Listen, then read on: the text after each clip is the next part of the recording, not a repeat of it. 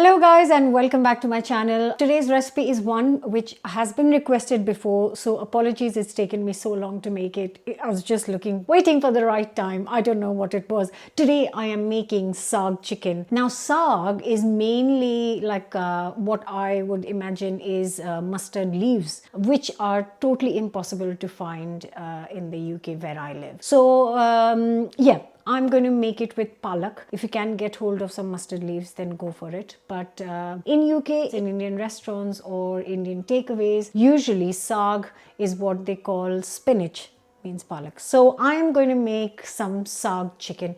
It's so straightforward, it's super simple, and it tastes absolutely amazing. So I'm going to waste no more time. I'm going to get straight to the recipe. Before that, don't forget to subscribe and hit the bell button. And before I get to the recipe, I just want to say, so basically it's going to be two steps. I'm going to use just one pan because I want to do less washing up. So I'm going to first prep the saag, which is spinach. So I'm going to first prep that, and I'm going to use a combination of spinach leaves and kale leaves to get more flavor and oomph in the chicken. So yeah, I'm going to first prep the greens, saag, and then I'm going to use the same pan to cook the chicken in it. So I'm going to take 250 grams of spinach leaves. You can use baby spinach or big spinach, whatever you can get your hands on. So I'm just going to give it a quick rinse. 250 grams. So I'm just using a nice deep pan for this curry today. Once washed, I'm going to add the 250 grams of spinach in here. And I'm just going to quickly wash 100 grams of kale. I'm just going to chop it and add it to the spinach. Actually, I've got 200 grams. This is a kind of kale which is Cavallo Nero, and it's really nice. I've used it before in recipes. I love the flavor of this. I love the flavor of this more than the normal kale. Just need a better wash actually. I'm just going to add all this chopped Cavallo Nero to the spinach. I'm just going to cover and cook this on low heat for 5 minutes. So while the saag is cooking down, I'm going to prep the rest of the bits. Starting with one onion, I'm just going to roughly chop this.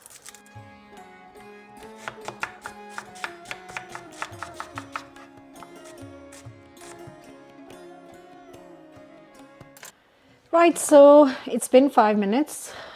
You can see it's gone down, it's wilted. It's going to cook in the chicken, but right now I'm going to get this off and blitz this to a smooth puree. So when you transfer, I'm going to do it in a couple of turns because this won't fit into one, though I can get my bigger mixer out. Anyways, when you blitz this piping hot into a puree, just add a couple of cubes of ice. That's the way it will hopefully retain some of the color of the greens.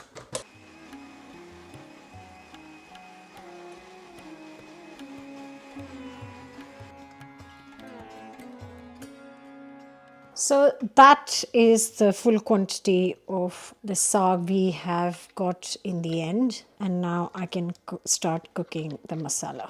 So I've got the same pan back on, and I'm just going to add 2 to 3 tablespoons of oil. I haven't even washed the pan because you really don't need to wash the spinach pan. And then I'm going to add some spices. So I'm going to start with a teaspoon of cumin seeds. Also going to throw in 3 to 4 cardamom pods, and I love bay leaves with spinach, so a couple of bay leaves go in as well. Just going to let this sizzle up, and also add in a stick of cinnamon. Next, I'm going to add in the chopped up onion and cook this for at least 10 minutes until really nice deep golden. In the meantime, I'm just going to chop up a couple of tomatoes. So I have got my onions on the go, I have pureed my saag, and I've chopped up the tomatoes. What I am going to do is chop up 3 to 4 garlic cloves and a piece of ginger. I'm just going to grate it. Once you've got the onions to this really nice deeply golden color, just add in the chopped up grated ginger and garlic and give it 2 minutes to cook. In goes the tomatoes.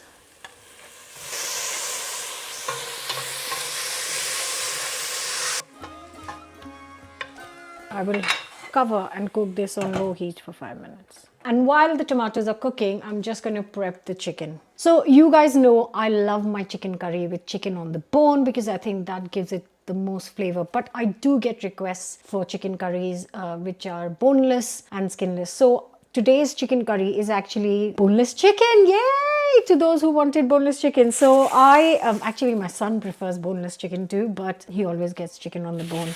So I have got 8 chicken thighs for this. Now if you want, you can use them with chicken on the bone, chicken thighs on the bone, but I have got boneless and skinless chicken thighs, 8 of them, because this dish should serve 4 people. And I'm just going to neaten them up and cut it into smaller pieces. So as always, my butcher has prepped the chicken, made it boneless and skinless, and all I'm doing is getting rid of the extra fat like I've mentioned in previous videos because I don't want too much fat. So I'm just cutting not in smaller, really tiny pieces, but every chicken thigh I'm going to cut into 4 big pieces. So it's been 5 minutes. The tomatoes are properly mushy. Now it's time for the spices. Teaspoon of salt, teaspoon of chili powder, teaspoon of turmeric, teaspoon of garam masala, and really important, a couple of tablespoons of dry fenugreek leaves or kasuri methi. So that's 2 tablespoons of that. Give it a good mix.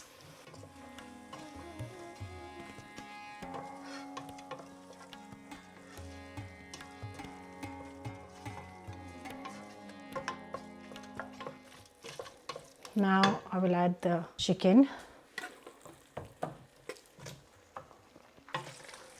Now just stir it enough so the chicken is coated in all the lovely spices. I am cooking this on low to medium heat, more low actually. Gonna add natural yogurt, 4 tablespoons, and now stir this in. If you are scared that your yogurt will split, then please take this off heat and then stir it and then get it back on the hob. But I've kept the heat really low, so that should not happen. Once it's mixed through, I'm going to add gorgeous spinach and a bit of spinach. Actually more kale than spinach, but give it a good mix. Wow. Gorgeous. So I'm going to give this on low heat around a total of 20-25 minutes. It's been 25 minutes. Oh, smells so good. Wow, awesome. Now one last thing to finish this off. So I'm just going to get this onto the serving bowl first. I'm just going to get my tadka bowl, tadka pan. I have got some chili ghee, only because I haven't got plain ghee at home. So basically what I'm trying to say is get some ghee in a pan. Let this heat through nicely. And then I've got a few dried red chilies here on the side as well. And once it's hot, you throw in the chilies. Once they start to kind of soften up, that means they're good to go. If I hadn't used chili ghee, I would have added some chili powder as well, but I will skip that right now.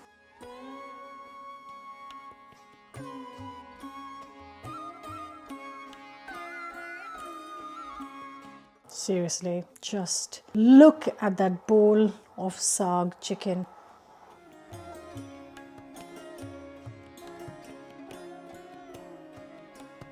And now only one thing left to do. I would love to serve this with piping hot naan. You can find the recipe for a beautiful chili garlic naan, any naan, lachha parantha, piping hot chapati, a flatbread would be great. And if you are making rice with it, then don't go for plain rice. As in you can, who am I to say anything? But if you want my suggestion, then go for onion peas pulao or cumin rice, because that's going to just be that extra flavor for this beautiful looking. It smells incredible, and I'm 100% making this again, but next time I'm going to be making it with chicken on the bone. This is just for a few of you who really want chicken curry with boneless chicken. There it is. Piping hot.